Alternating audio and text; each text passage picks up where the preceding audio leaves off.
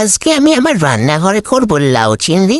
তার জন্য গাইস প্রথমে একটা লাউ নিয়ে নিয়েছি। লাউটা এত বড় যে আমার হাত ফসকে পড়েই গেল। আবার ওটাকে টেনে টুনে আমি কাটিং করে নিচ্ছি। দেখো কত ছোট ছোট করে লাউগুলো কেটে নিয়েছি। এবার জল দিয়ে এটাকে ভালো করে ধুয়ে নেব যাতে নোংরা না থাকে। তো লাউ ধোয়া কমপ্লিট। এবার এখানে চিংড়ি মাছ যেহেতু লাগবে, তাই চিংড়ি মাছ কেটে বেছে পরিষ্কার করে তাতে নুন হলুদ মাখিয়ে রাখলাম।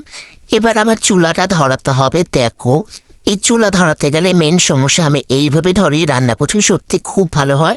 প্রথমে একটা প্রদীপের মধ্যে কিছুটা কাপড় সাদা অয়েল দিয়ে ভালো করে ভিজিয়ে দেখো আমি আগুন ধরেছি, কত ছেঁকা করে আগুনটা ধরছে।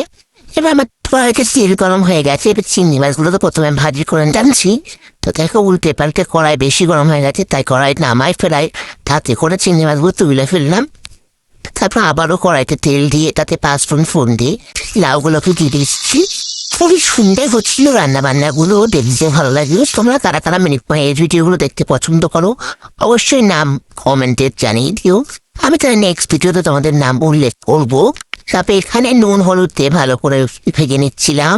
তারপর একটু আদা পেস্ট করে দিয়ে ভালো করে নাড়ি চাড়িয়ে তারপর চিংড়ি মাছগুলোতে ভালো করে কষিয়ে তারপরে নুন হলুদ লঙ্কার গুঁড়ো জিরের গুঁড়ো ধনের গুঁড়ো দিয়ে ভালো করে নাড়ি চাড়িয়ে নেবো। তো দেখো কতটা ভালো হচ্ছে। এবার এটা যখন কড়াইটা লেগে আসছে তারপরে দিয়ে দেবো জল। জল দিয়ে আবারও ভালো করে নাড়ি চাড়িয়ে নেবো। তো ফুটে আসলেই আমার রেডি হয়ে যাবে এখানে লাউ চিংড়ি রেসিপি। তো আজকের মতন কমপ্লিট আমার রান্না। চলো আমি নামিয়ে ফেলি।